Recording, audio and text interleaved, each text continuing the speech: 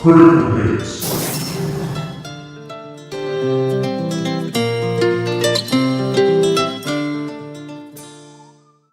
I love it. Welcome. I love it. We've been out of the station, busy with remotes and all sorts of other stuff for a couple weeks now, but we've got a chance to get back in to put on another episode of Critical Hits. And I am DJ Keen, and I am here with my usual co-hosts. DJ B. Millie, that's me. And DJ Threadz. All right. As B. Millie takes off his James Bond suit Yes. jacket. I've got a presentation later today. I have to look spiffy. You look great. Thank you. I appreciate it. So, Anytime. since we have DJ Threadz here with us, and she's played a lot of Hooray. the older, more nostalgic games of the past, but Mhm. hasn't really kept up with the gaming industry, Correct. I thought that today we would go on a nice, modern Odyssey with one of our greatest nostalgic characters of the past. Before we do this, I will have the audience know that DJ Keen has refused to tell us what he is doing. Yes. That is because I'm going to let him tell you who he is himself. Oh my gosh. Wow. So today we are going to be doing... Super Mario Odyssey! Mario! Oh, what a... so good. Yep. So, Mario's great. Mario's been Oh, around always. since 1981. Wow. 81. That was the Wow. original Donkey Kong game, at which point he was like, I think, an unnamed character, and then they called him like Jumpman, and then eventually called him Mario. And I also think going back to Donkey Kong is a good way to start it, because in the original Donkey Kong, there was also the woman that Donkey Kong kidnaps, who I believe in the original game was just called Lady, but then is later named Pauline. Oh my god. Who I don't really remember Pauline making like any appearances in any Mario stuff after that until this game, I don't know. in which she came back with a big splash in this one. I don't know, but whoever is working on the Mario marketing team just kills it, because that guy is everywhere. Mm-hmm. Everywhere and anywhere there's Mario, and I mean, Yeah. whoever they've got on the Japanese marketing team for Nintendo, wow. Yeah, You got some stars. It's me, Mario. yeah. That Oh, was I just good. That love was it. good. Which is another thing I wanted to talk about, which is the voice actor, Mm. Charles Martinet, who's been voicing Mario since 1990. He's got to be Oh, making I think- a wow. fortune. Yeah, he's been the voice of Mario since 1990. He did a couple of little like Mario games that I don't think anyone knows about or remembers, but I think the first big mainline title in which he voiced Mario was Super Mario 64 on Nintendo Oh, 64, wow. which Yeah. is the first time Mario had a ton of personality and a big boisterous voice and everything. It just sort of defined Mario. Can you imagine that? Because voice acting was such a new thing back then, like recording voices and putting them into games. Mhm. He probably went there. I mean, I'm not going to speak for his story, but he probably went there like, hey, you want like $20 to like voice this guy on this digital thing? Yeah, sure. What do you want him to sound like? Now it's an icon, and he's Oh, yeah. getting paid bank to do it anywhere. And see, I never ever would have. I'm sitting here floored because you don't think about the voices behind Yeah. the voice of the character. You only think about the character. Yeah. And so I'm like, okay, there is a person literally using his voice as a sound over, and Yeah. I don't even think past the character to think about the behind the scenes type stuff. You know? Even when you're more into the game industry, like I tend to be, Yeah. oftentimes you don't really think about the actor behind the character, except Right. in some cases, like Uncharted. Obviously, you think about the Mhm. actor behind the character. You think Yeah. that sort of stuff. But Mario is one of those ones that I think like a lot of people think about the actor behind the character, because Charles Martinet has actually been very prominent in like Mario's history Yeah. ever since he started voicing him. Well, and then that goes back to like voice acting just in general, because you often forget that like when people are talking in the games you're playing, it's like somebody stood in a studio booth Right. for a long period of time, just like saying lines over and over and over again without anybody like, because it's it's got to be a completely different art than you know, like regular acting, like acting with partners and scene work, because they probably just give you a script and you go in there, stand there, read your lines, and then you leave. It So depends on how you do it. Yeah. I know in the Uncharted games they had the the voice actors were literally doing performance capture as well. So they had the whole rig on them, and they were acting out the scenes with like Oh my gosh. cardboard that's and crazy. cardboard and wood pieces on this big open set. And so they would literally like map and rig the character models that they made to the motions that the actors made and stuff like that. I mean, And have these little like wireframe guys Oh moving Yeah. around. my gosh. that's amazing. crazy. Yeah, so Like- they would be sitting right there with each other, talking back and forth to each other, interacting with each See, other. I wonder what Charles Martinet's take on this is, because like I said, like 1981 this game came out, and then he voiced Mario for N64, and now it's like, oh, we're doing actual acting, and we're going to go in there to a booth and like do the actions. Before it was just like, hey, Yeah. you want to stand in front of this microphone and say like Right. 3 words and get a paycheck for it? I Now doubt, it's I doubt like, Mario does performance capture, though. He's Well, he's I would probably hope still not. standing in a booth reading from a script and that sort of Yeah. stuff. But that's the thing is, like, especially with any entertainment industry, you just, I mean, it's cliche, but you truly just never know, because like I said, he probably just went in there thinking, oh, okay, this is like another side job on my possibly real acting career, and now it's like what he is known for, and he probably didn't think anything of it until, you know, he got a call like, hey, yeah, you know that Mario N64 game? Yeah, we're going to need to make 80 more, all with you as the voice actor. We're going to give you like a lot of money for it. Just come in. Or even more so, because I've looked up his It's insane. like IMDb basically Yeah. for him recently, and he does have some like film Yeah. and television roles and things like that, and even more modern ones since being the voice of Mario. He's still been doing that a little bit, but not a ton.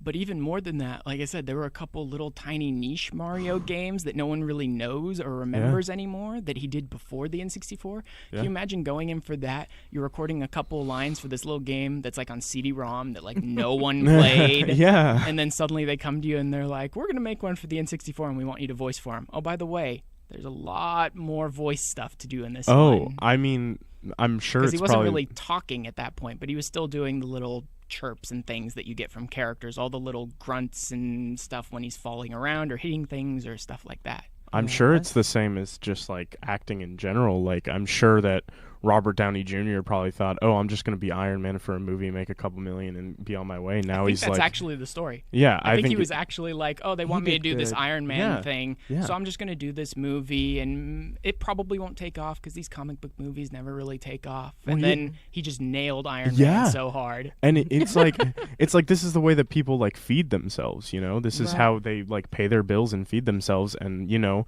he's probably at that point was used to a higher standard of living. So he's like, oh, okay, I'll do this paycheck. I mean, it'll give me a decent amount of money. It'll pay my bills, and then I'll move on. And now he's Right. just like cashing in and doing all these movies. And he is, Robert Downey Jr. is Iron Man. Yeah. And the same thing with the voice actor for, he's Mario. Like, that's Yeah. who you think of. Oh yeah, he's when you hear- absolutely Mario. That's even it. when they do like Japanese shows with Mario and stuff, they fly him out and Yeah. he does voice stuff Oh for them. my gosh, are you serious? Oh yeah, he absolutely, even for like the Japanese stuff, he's like the voice Isn't of that Mario. crazy? That's insane to me. Right? They like Shigeru Miyamoto, who designed Mario, Mhm. originally came up with it, Donkey Kong, all that. Mhm.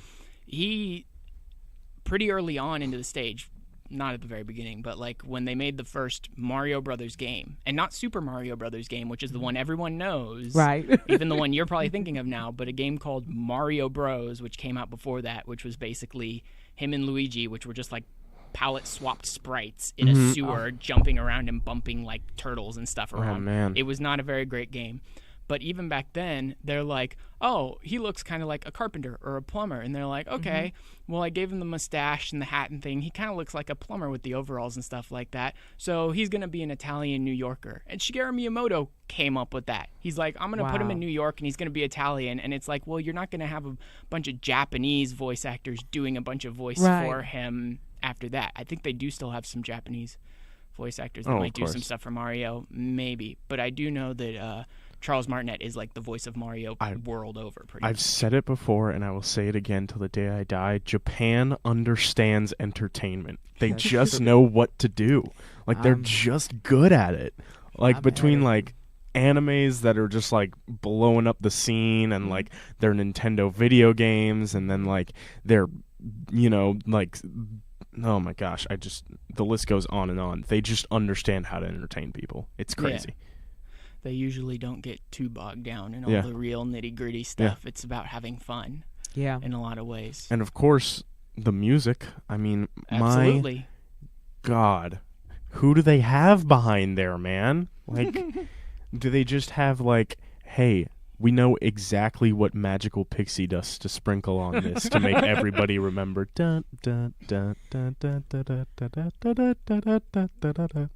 like, Yep. Oh my gosh, you brought back memories with I that. mean, come on. It's like you just know it, and it's just a simple chord progression. It is a simple chord progression from like A chord to C chord, then back and forth, and it's like,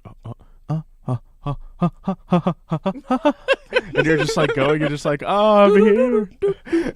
Yeah. All right. We'll go to our first break. Woohoo. I have got the main theme for the game, which is also the theme of like the first area that you tend to go to. And then I'm kind of going in like world order. As That's you know, fun. you're flying around to different worlds, different like the Mushroom Kingdom that Mario's from. There's like all these different kingdoms that are themed basically, and you fly around to different ones, chasing Bowser, trying to rescue Peach, as you always are. Right. And so I have the main theme, which is also the theme for Cascade Kingdom, which is sort of this waterfall, rainforesty kind of kingdom. And then I have Tostarena Ruins, which is one of the themes for the Sand Kingdom, which is a big desert open area with like pyramids and things like that. And then I have Lake Lamode 1, which is one of the themes for the Lake Kingdom. And this is for Super Mario Odyssey, correct? This is just for Odyssey today. Okay, cool. We're not going to do the whole series. This is just songs from Odyssey. That is completely okay. There's more than enough good music to go around for Mario. I was going to say, the whole series. I was going to say we'd be here all week. Yeah. All right. We'll go to our first break, and then we will come back when we're done with those songs.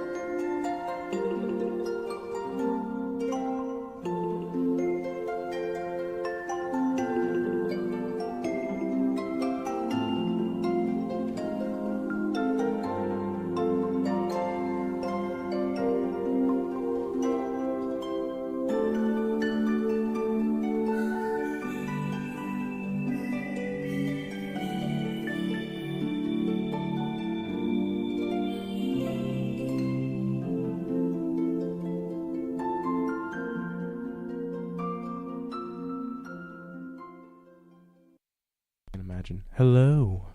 Hello, and welcome back. Yes. I was telling B. Millie during our break for the Sand Kingdom, I almost went with the Jaxie theme, which is like, I think, a jaguar or something. I think that's where the J comes from, which works as a taxi. You pay him, and then Mario jumps on his back, and he just barrels off at full speed, and you can't stop him. You can only, like, turn him. Oh, my God. And that's how you maneuver around that kingdom, basically, is you hire Jaxie to take you around. And his theme is just so full of energy and strong and stuff like that. But it's a limited piece, while the Tostarena Ruins covers sort of the whole world as a whole. Oh, wow. It does make me wonder, how their music making process goes, because it really is perfect.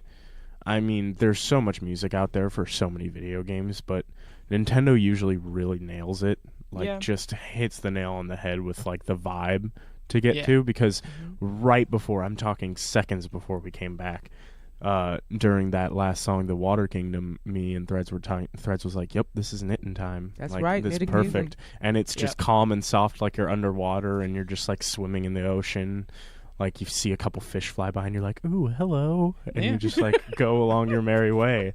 It really does feel just like if I could breathe underwater and just swim, like what I would be looking at. Like, oh, that's cool. You know what I noticed in the last 3 songs that were played, and to add on to what you're saying, or veggie back or piggyback, whichever. Yeah, you got it.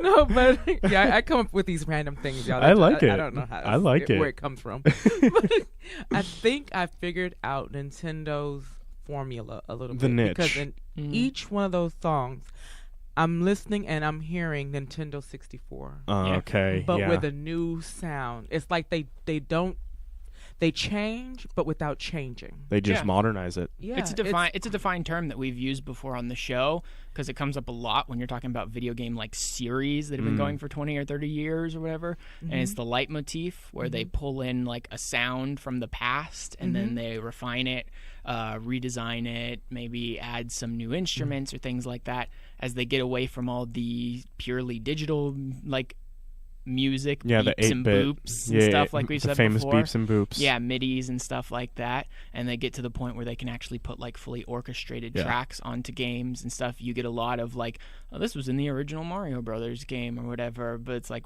very refined, very different, and there's like a whole orchestra doing it, that sort of stuff. And that's why I'm giving myself a badge. Yeah, because I feel like this is the first time that I've been on the show and I recognize the music.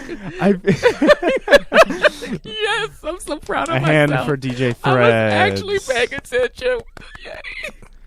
But that is a very, very good point, because I feel like that's one of the reasons that Nintendo is a company that does so well, is that they know what works. Right. They know what to keep, and they know what works, and they know what vibes that work, and what, I remember the Mario theme, but is that a guitar in the background instead of just like the beeps and the boops? Yeah. I feel like they just know when to modernize things and when to keep it as it was for the people that need to know what they're playing. And we'll get even more of that as we go on, because there are some songs in here that's like very much so, wait, I know that song, but now there's this entire band playing it and someone singing over it, and what is this?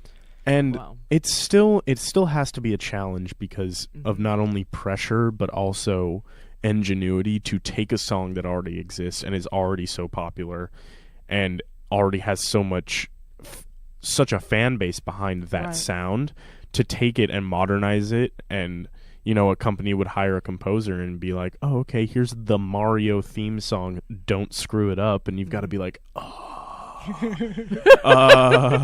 okay, maybe we add a guitar, and then you just nervously but I'm sure the professionals behind the stand are just like, "Oh, okay, I've got this perfect idea. This will be good here, and then this will be good here." For a lot of these long-running series, you probably got like the same directors, the same composers, all working on the games every time they come out.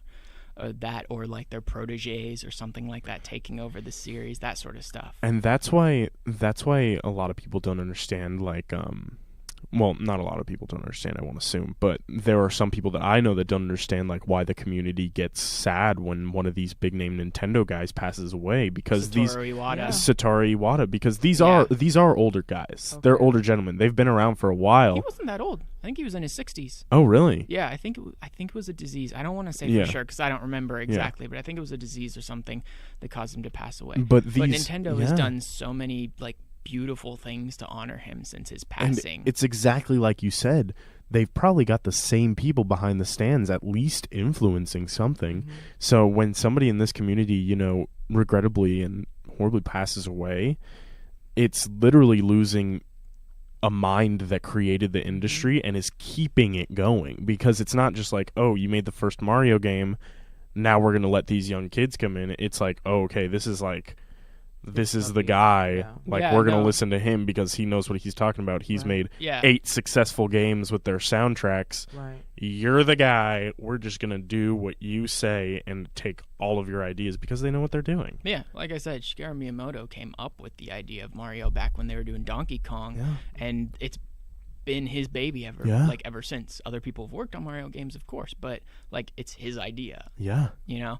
And when we were talking about Satoru Iwata, it was actually kind of a beautiful thought in my head, because I swear I remember a picture of him.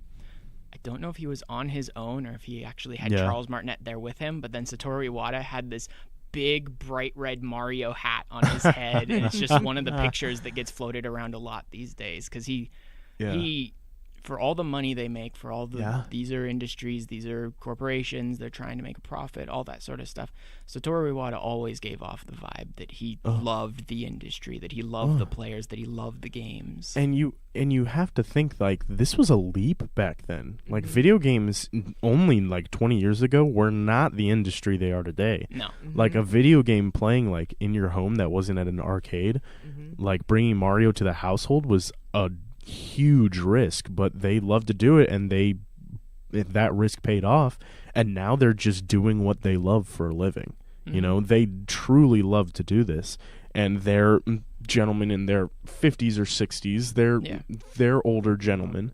They're not close to passing away, knock on wood, or anything like that, to make anything like that, but they are older gentlemen, so they've been doing this a while. So they were probably in their like 20s when they pitched this idea, or when they coded these games themselves probably and just pitched it to a company, or made Nintendo and was just like, okay, like maybe this will work and maybe it won't, and then now we're here just 20 years later. And it just made me kind of sad, because I guess when I think about video games, and maybe this is for everybody, and I'm gonna say Nintendo because I know Nintendo. Yeah. And so when you just mentioned the gentleman who passed away, my head, I'm like, oh my gosh, we think the people who create these things are going to go on forever. Yeah. And so when you become involved in the game, then you these are for those who don't know. I'm telling you right now, I feel a little sad, 'cause I didn't think anybody would pass away, and I think of Nintendo and how much they've evolved and everything, that we become so involved with the game, the concept, the music, everything, and the people behind that you think, oh, they're just going to go on like the characters. So, oh, that's so sad. I'm sorry. So no, you're okay. No, and some of these characters are. Absolutely. Like I was saying before, a lot of proteges end up taking over, not just for the like main producers and main directors, but like the composer will have someone he's been teaching for like 20 years. Yeah. And then that person takes over as main composer for a game, that sort of stuff. Right. So a lot of them do have people that they're like training to basically replace them and keep the series and the games and the characters and all these things going. But all the skill and the talents that they're passing on to a younger generation, only to create a product that is appreciated by a lot of young and old. How they're able to maintain that's genius.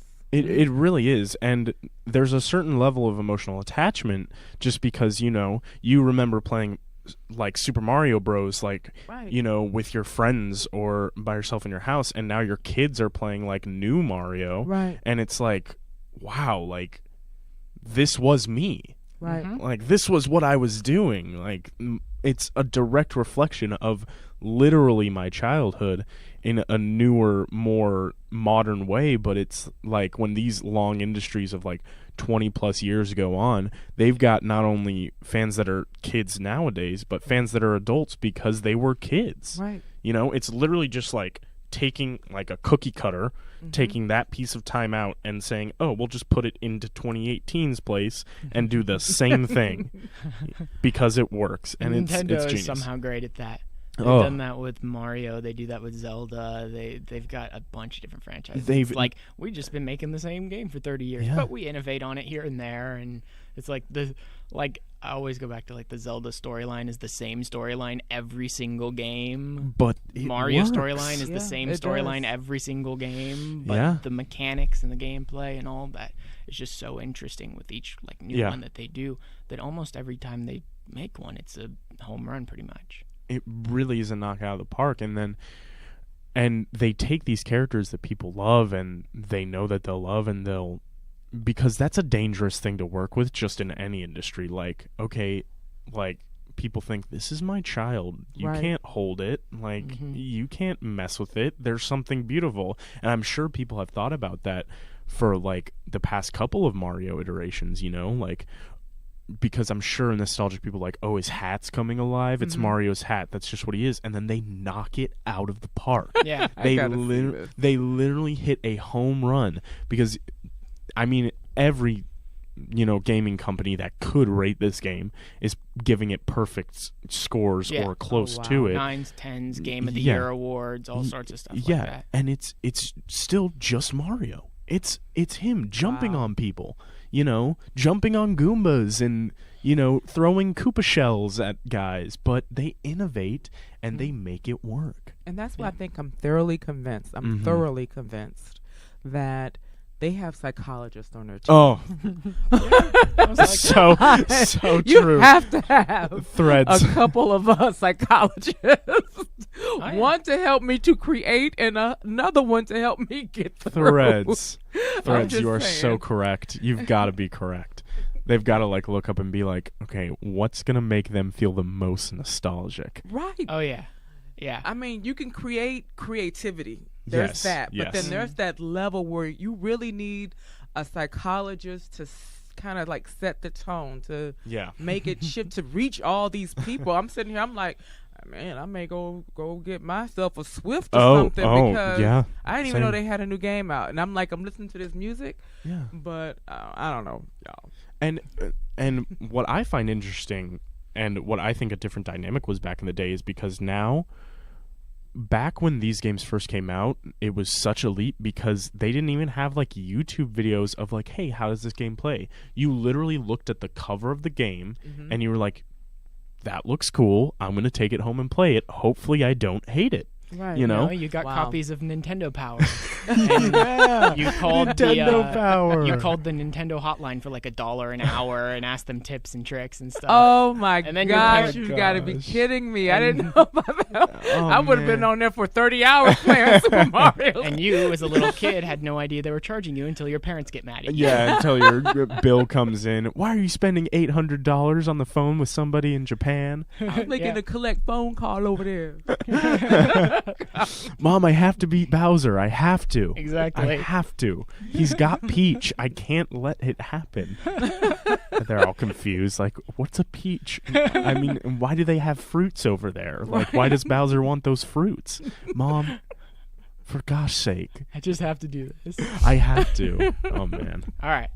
We'll go to our next break. Next up, I have got Forgotten Isle number 2. That's from the Lost Kingdom, which is about the midway-ish of the first part of the storyline. This game keeps going on a lot longer than you think it does, even after you beat the boss. And then I have the daytime version of New Donk City, which is Metro Kingdom, which is very weird, and where we find out that Mario isn't like a normal human being because we actually have like 1920s dudes and Yeah. ladies in suits and dresses that look like normal people, and they're like 3 times the height of Mario, and he looks like a cartoon character. So, whatever. And lastly, I have number 2 from Bowser's Castle, which is Bowser's Kingdom. The guy the Which man, the myth, the legend I himself. really kind of like the way they legend. went with Bowser's Kingdom in this, because he's like this sort of dragon Godzilla Kappa like monster thing. Yeah. They went with this very sort of Japanese folk music kind of thing with his stage, and it actually works really well. But does he still look like Bowser? Oh, He still he's- looks like Bowser. Okay, He- great. I don't think absolutely he's ever does. not going to look like They were Bowser. they were It's just Bowser. using the music to sort of harken back to the origins from which they designed Bowser from. Gotcha.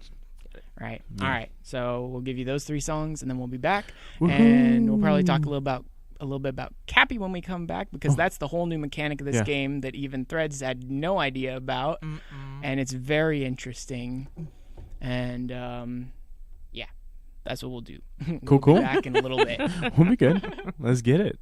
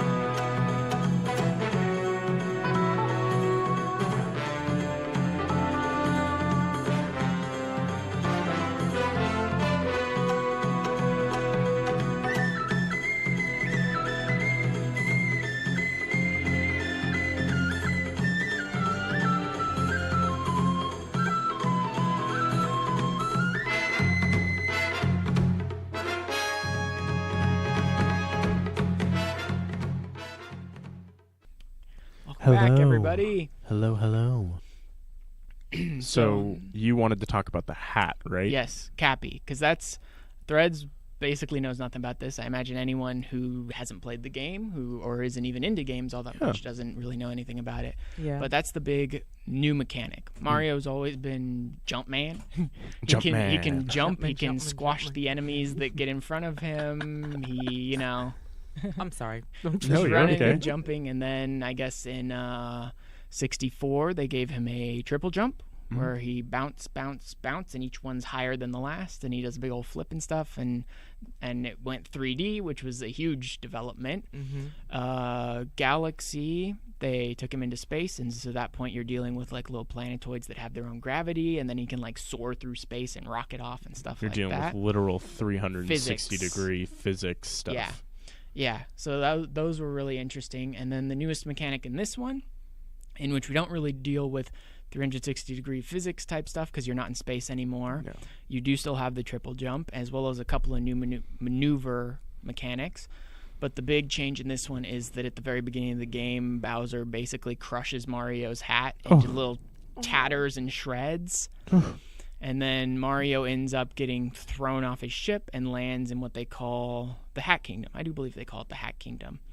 But it's basically this kingdom of these weird little like spirit ghost beings that are all in the shape of hats. They almost look like boos, but they're all hats basically. Different types of hats, top hats, caps, all sorts of things like that. And all their buildings are hat shaped and things like that as well. And so he ends up meeting Cappy, who's our new character, who's one of these little ghost hat guys. And we find out that Bowser didn't just kidnap Peach, he also kidnapped Cappy's little sister, who is a tiara that he gave to Peach for their wedding. Oh my gosh. Adorable. Yes. How do they do that? That's what I'm saying. Storylines. How do That's you what I'm do saying. And so I say it every Mario time. and Cappy decide to team up to go after Bowser, and so Cappy like drops on Mario's head, and Mario's like, and Cappy's like, not really your style. And then Cappy sees the little tatters of the hat, and so he transforms into like looking very similar to Mario's hat and drops on his head, except now he's got like big eyes on his head, on his hat, and it's a little different looking, but it's kind of the same. So the big mechanic that they come up with in this game is both using Cappy for attack. You don't just have to jump and stomp monsters or hit them or whatever anymore. You can literally throw Cappy out like a frisbee, and he'll go out like a certain distance, and you can even like spin him around you, almost like a spin attack from Zelda or something. Wow. Right? And he'll hit enemies, and you can attack them that way. But also, caps become a big thing in this game because basically any enemy which doesn't have their head protected, you can throw Cappy at, and then you can possess the enemy temporarily. So a lot of the enemies, you find they have hats, and then you have to like throw Cappy at them once to knock the hat off, and then again to possess them, basically. So basically a good way to like just simplify this mechanic to understand what it does. Imagine you're running through your Super Mario World. We're running through. You take off your hat, you throw it at a Goomba instead of jumping on it, and now you're walking like the Goomba. Now Mario is in the Goomba's body, and the Goomba now has a mustache and bright blue eyes. Okay, so this is like everything Super Mario. Yeah. That's what I'm saying. You take your hat off and you. That's one of the goofiest, cutest parts of this is literally anything he possesses gets Mario's mustache and his bright blue eyes. Oh my god! So you got a little Goomba with a mustache and one of the very first stages in the game, you throw your hat at this very photorealistic Tyrannosaurus Rex, and then it goes through the whole process, and then suddenly you have this T-Rex with this giant Italian mustache and these bright blue eyes. Oh my gosh! And this it is an bright adorable red hat mechanic. on its head. And you throw it at a Goomba, you possess the Goomba, and then you get another new mechanic they came up with in this game, which is Goomba stacking. In which you take your Goomba and you jump on top of another Goomba, and then you're walking on him, and then you jump them on top of another and another. It's like making it like a little ladder. You create a Goomba tower. Oh my god! It's adorably hilarious. As complex as it sounds, that's what I think. That's why I like the Nintendo system because it's simple. It really is simple. It's really simple. Yeah, it's really easy. They just introduce it like, oh, you can't jump high enough to get through here. Oh, hey, look, there's some frogs over there. Yeah. Right? You just throw your hat at the frogs, and suddenly you possess a frog, and suddenly you can jump high enough to get where you need to go. And they don't really have to introduce the mechanic to you. It's just, here's a frog. I wonder if it's an enemy. I'll throw my hat at it, and then you possess it, and now you can jump. And the hat like stays in the air for a second. So like if you couldn't jump far enough to get somewhere, you could like throw it into the air and jump on your hat like a little trampoline. Oh my god! You can throw it a little bit ahead of you, and you can like. Pop, that's what I was talking about with the new maneuver mechanics that they came up with.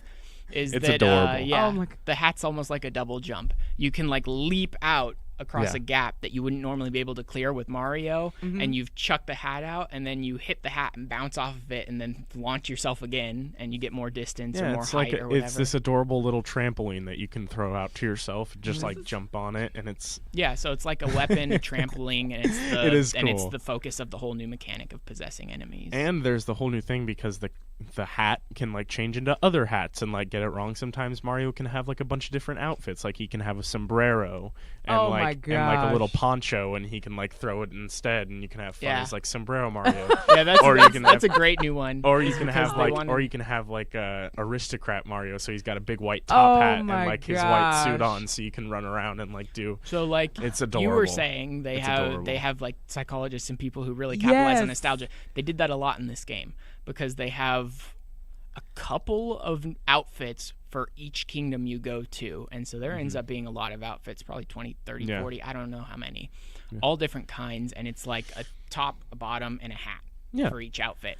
And some of them are really interesting, because one of them is like the Super Mario 64. And when you equip those, you get basically Polygon Mario from Super Mario 64. He looks like he So he just looks out of place, but it's like adorably out of place. He looks less refined, basically, like he did in 64, but in this much more... It really is a very, like, aesthetically pleasing and like adorable mechanic. Like, oh, I can just throw it if I don't want to go far, and it'll like say, hey, good job, buddy, because the hat like talks too. So it'll be like, hey, good job, let's keep going. And it's like, Cappy is absolutely his own character. So you got your hat with like eyes in it, and he's talking to you, and he'll like give you the background on the kingdom you're flying to while you guys are flying there, and just sort of sitting around a table like drinking coffee or tea or whatever. It's like a new together. best friend pal that you can like take on your way with you. Yeah, pretty much, because you do get the ship called the Odyssey, which is from the Hat Kingdom, so it's like basically a big top hat with a balloon on top. Right.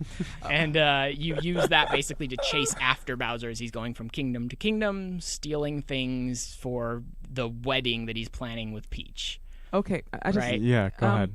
To my dear husband, if you're listening, this is a voice message letting you know that we're going to be packing our bags and moving to Japan, because obviously they got something figured out over there.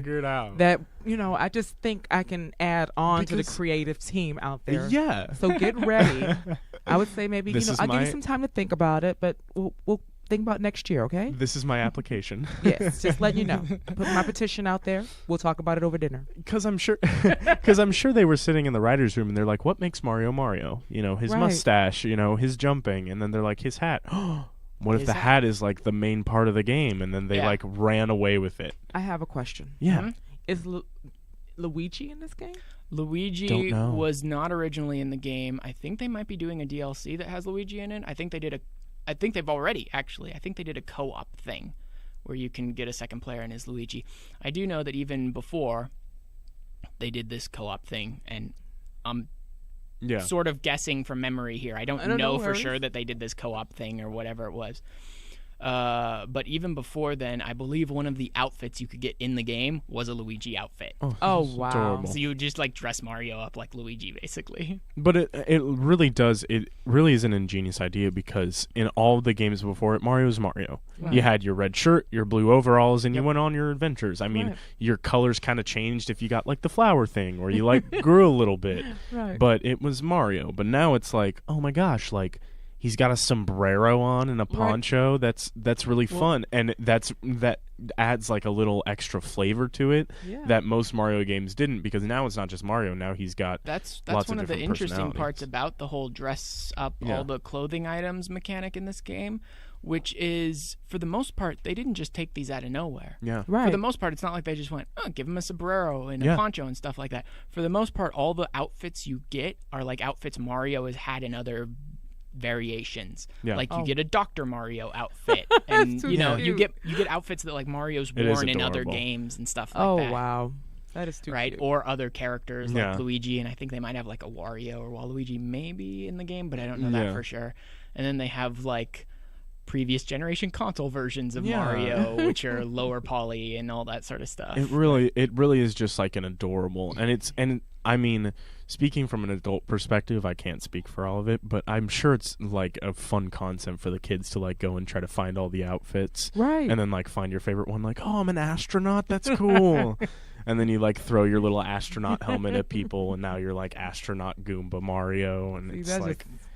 sounds fun. You And- go Nintendo. Yeah, and it's interesting because that's something I would never have thought of, but it makes sense because now you're in your underwater stage and you're like, man, I really don't swim fast enough. Oh, I'll just throw my hat on a fish. Yeah. I'll Let me just swim faster because I'll throw let me my just hat on a grab fish. one of those fish and suddenly you're swimming around, or let me just grab this weird like slime bubble jellyfish thing, and now you can like propel water out the bottom to lift yourself into the air or fly across the ground and stuff like that. And it is funny to look at when you start looking at like some of the levels, because some of the levels begin to seem out of place, like the one that you talked about. Like there's a metropolitan city with like actual just regular human beings. So Mario looks like this short petite video game man next to them, and they're all like looking at him weird. Yeah, But when they were showing that off in the original material, people were like, oh, Mario's going to come to the real world. Why doesn't he look like an actual human? And a Yeah. lot of the fans were getting mad about something like that. But then it works, and it's really interesting to see like, oh, this is how Mario would work if he was in New York. Like, Yeah. oh, he's just jumping on the poles like a little plumber, and he's like climbing up, and he's doing his Mario backflips off the Empire State Building and stuff, landing then perfectly because he's a cartoon character. He's And then just they like, even like define it Oh, away so by amazing. saying, no, this is in New York. This Yeah. is just another kingdom, like Yeah. the Mushroom Kingdom. This Yeah. is Metro Kingdom. They're- Right? they're- like Metropolis. And so these are the people of Loopholes. Metro Kingdom. They're It's like, loopholes. okay, they look like 1920s people, but whatever. yeah. So, I'm certain this has happened since Nintendo 64, Yeah. but from previous, Super Mario games, has the animation, the graphics, is it any different than what I would see in Super Mario Galaxy? Yeah, it'll be a little better. It's not going to be like a gargantuan leap from Yeah. Galaxy to Odyssey. Mm-hmm. It'll be big, but like if the last one you played was Mario 64 and then you played Odyssey, it'd be like, wow, we've come really far. But Galaxy was more recent, so it did have better graphics to start with, and but yeah, there's definitely an improvement. Yeah, it's definitely It's just better. But all the games now with the Switch, they're running on like 1080p if you're playing them on your television, and they've got more storage space to put more polys and more beeps and boops and stuff. it does get to a point where it just starts to become more refined because Okay. they are dealing with cartoon characters. They kind of, Yeah. I feel like Nintendo kind of wants to keep that aspect of it. Like, I don't think they'll ever make like what would Mario look like as a human being in the video game Yeah. world? Because Mario's Mario, you know, Yeah, he's a little, as he's weird a little as some cartoon As plumber. weird as some of the fans got about Metro Yeah. Kingdom, I was always kind of thinking, I don't want to see Mario as a real guy. He's a little I cartoon saw plumber. that in That's like what the makes him cute. 1990s in a movie, and Yeah. it was terrible and The show is great great. in the worst So possible I'd Yeah. come way. home and watch The it. show was great. That's Super what Mario Mario Brothers Luigi. Super Show or whatever. The Mario Super Show, yeah. Mm-hmm. I remember All right. that one. We are running a little long because we are talking like crazy because Yeah. Mario is a great It's game great. and we You love gotta. it. You gotta. Yes. So we will jump into our third set of music now, and that's going to finish up the stage songs. Most of this stuff is pretty much from the end. I have the second battle theme with Bowser. If telling anyone that you fight Bowser in a Mario game was a spoiler, I'm sorry you were living under You're a rock late. for the You're last late. 50 years. You're late. Honestly, you're late. Yeah. You're late. And then I have what's called Honeyloon Ridge Collapse. That's part of the Moon Kingdom. Yes, you go to the moon. And it's when Spoiler alert, everything Steven, is just gosh. collapsing around you and you're trying to escape. So this is your escape sequence. And then I have what's considered like the ending theme to the main storyline of the game. It's Cool. called Break Free, Lead the Way, and I got the full song of that, and that one does have lyrics as well. And then I would come back for a little bit more, and then I'll have an outro song for you guys. Cool. We'll finish up after that. Let's get it So going. we will be back after these three songs Hooray, to talk hooray. just a little bit more about Mario. Awesome. Oh, love it.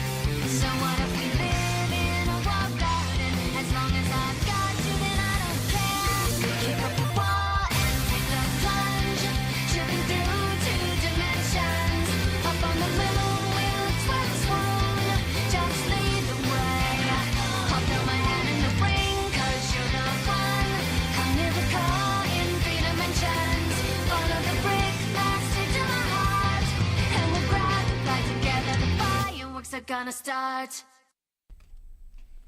Welcome back. For anyone What'd you think of the who's, last one? That may be something I would use as a hook for my What's Going On show. It's like a movie star. I felt like I was in the 80s or something. I love it. Anything else you guys want to cover about Super Mario Odyssey today? Just love it. I mean, Yeah. I haven't played too much of it. I don't own it, but it was great from what I played on my friend's stuff. So Yeah. And I'm putting out my petition to move to Japan. Yep. Yeah, I could totally see you. I could totally see you getting a job in the game industry in Japan. It's yeah. like, yep, I'd I'm love just it. going to I'd fix all love these it. games for you guys. Let me be a voiceover. yeah, Tanya would be a great voice for a Mario game. I'll be Peach sister. Speaking of the voiceovers, we actually talked about very early on in the show the original Donkey Kong, where Mario was just like Jumpman or whatever. Yeah. And there was another character in that just called Lady at the time, who ends up later being named as Pauline, who ends up not really appearing in anything Mario, pretty much from that point on. Basically, it was kind of the idea of what Princess Peach ended up becoming, I suppose. Yeah. And so I think most people just sort of relegated Pauline to like, oh, she was an early concept idea. They refined that with Peach, and that's how it is. And then Odyssey brought Pauline back. Oh. They put her in Metro Kingdom, which is apparently where the storyline from Donkey Kong, I guess, took place. Mario apparently went to... That's why it's called New Donk City for Donkey Kong. Oh my Right? God. Apparently like he was ruling over the city or something, and Mario went there and saved Pauline, and they defeat Donkey Kong, and somehow Pauline ends up becoming the mayor of New Donk City now. Oh my gosh. But she is also I don't know if she's supposed to be like an actress, but I know she's a singer. So she's the mayor, she's also a singer, and has this backup band and all this stuff. Oh, and wow. so if we are done with everything, we've covered everything we think we need to cover today, I will go to my outro song, which will be Mayor Pauline singing with her whole backup crew, and it's the song that was on all of the promotional material for this game. Okay. Awesome. This is Okay. like the song Yes. that defines this game. I've heard This one's Jump Up Superstar. Oh, you And go I go got all it the way in up. the highest. I She got coming it. up. Go all the way up. Nothing can stop you. I'm just saying. You go, Pauline. Yep. Oh yeah, straight from damsel to distressed, and now she's the mayor in charge of the whole city that Donkey Kong Yep. used to rule over. She had a mean glow up. Yep. So I got this one in like the highest quality I possibly could, because this is a great song, Awesome. and this one is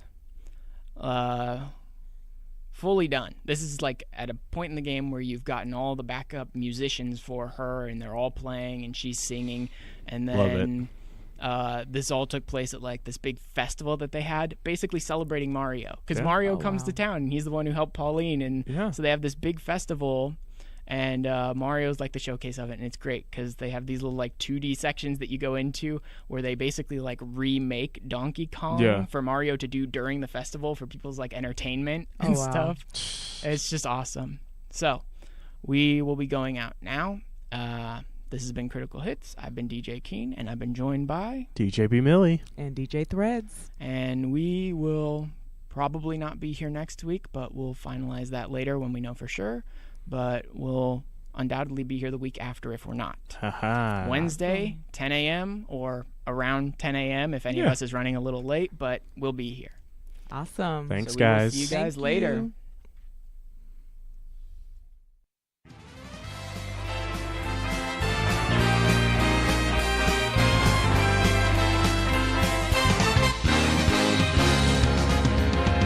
Here we go, off the rails. Don't you know it's time to raise our sails? It's freedom like you never knew. Don't need bags or a pass. Say the word, I'll be there in a flash. You could say my hat is off to you. Oh, we can zoom all the way to the moon from this great wide wacky world. Jump with me, grab coins with me, oh yeah. It's time to jump up in the air. Jump up, don't be scared.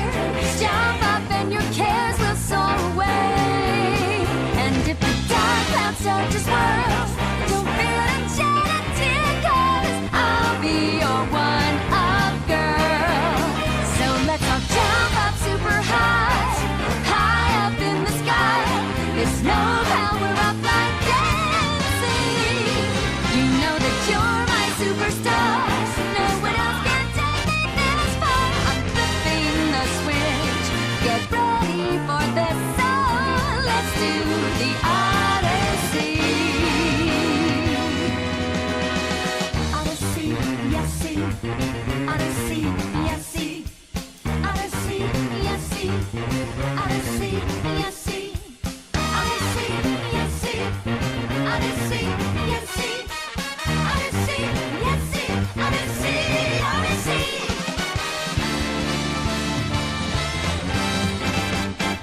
Spin the wheel, take a chance. Every journey starts a new romance.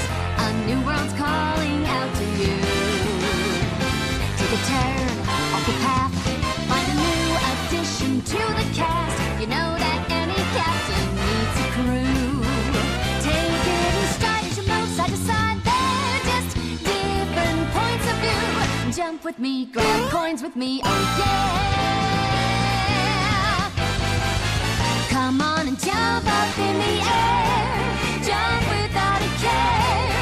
Jump up 'cause you know that I'll be there. And if you find you're short on joy, don't fret, just don't forget that you're still a one-up boy. So go on, straighten up your cap. Let your toes begin to tap. This rhythm is a power shoe. Don't forget you're the superstar. No one else can make it this far. Better go through that stash. Now you've got panache. Oh, let's do the Odyssey.